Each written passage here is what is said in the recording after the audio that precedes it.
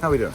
We're doing great. We're at Royal Port Rush. This is the 153rd Open Championship. 153. How you feeling, buddy? I'm feeling good. You know, I wore shorts today. Show them. What do we got here, okay? Yeah, because apparently everybody who lives in the British Isles wears shorts no matter what the temperature is. And it's because if you're wearing shorts, your pants can't get wet. Well, you gotta do what you gotta do, right? Yeah. How do you know everybody does that? Where's your research? I see what do you it. got? I see Reporting it. or what? It's anecdotal, but I have it. Okay. What's your favorite part about being here? The people. How so? Yeah. Well, I mean, golf is different here. You know, like the way golf is played, the way golf is viewed.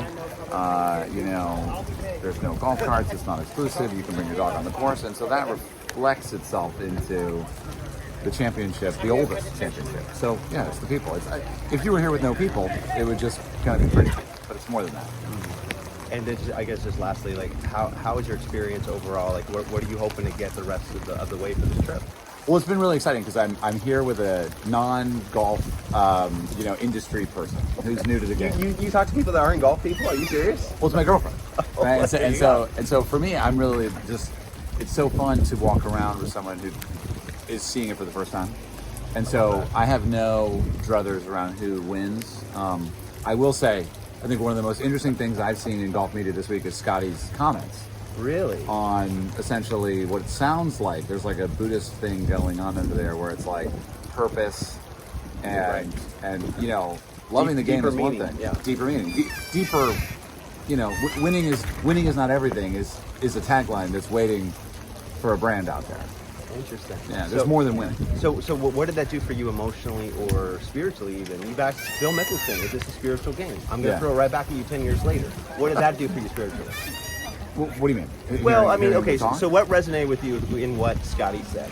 Like, is there anything, any meaning that in what he said that drums up anything? You've heard of Ikigai? Of course. Right, so it's what you're good at, what the world needs, what you can get paid for, and what's the fourth one? It's what the world needs, what you're good at, what you can get paid for, and what fulfills you. What really fulfills you. And so Scotty's saying he's missing one piece of the puzzle, maybe even two, right? And so what it does for me is honestly, I saw that and I started thinking about it, and last night I was like, you know, I feel really great about what we're doing and at Random Golf Club, right? And winning on some level is really just bringing more people to golf, making more people feel comfortable in the game. You know, our mission is to make golf a club for everyone. So there's no part of that isn't fulfilling. Another way to say it is every part of that for me is fulfilling. So for me, I felt kind of bad. And then honestly, I mean, this might be a fucked up take. All right. But I think pro golfers have it pretty hard. How right? so? They're independent contractors. If they don't make the cut, they don't get paid. They got to figure out their own logistics. They got, you know, it's like they're all a small farmer, right? Trying to bring their crops to the town. And if they don't make it to town, they don't make any money. And also, everything's on the internet. Their stats, their scores, their shots. Are they good at putting? Are they bad at putting? So if you're a sales guy, for example, I was a sales guy at one point. My closure numbers are always there. No, seriously, you're going to sleep knowing your closure numbers are being looked at all the time for your boss. Yeah. And in this case, by your peers and by fans of the game that all of a sudden have a voice and all of a sudden get to tell you, you know, in their own head, right? They have to deal with that mentally, right? Well, in the comment section, it's crazy. It's like the news has become less facts and more opinion. And that's okay, but I mean, what do we trust? So ultimately, a pro golfer, I think we need them because as fans, we love it and we need it. But on some level, I could see how a pro golfer would walk around and say, there's more to life. And this is why one of my favorite this is why one of my favorite athletes in the world is a guy named Sebastian Vettel. Okay. F1 driver who retired recently, and when he retired, he wore a t-shirt, no sponsors, of an image of the globe, of Earth. Okay. And he said, you know, we have a platform.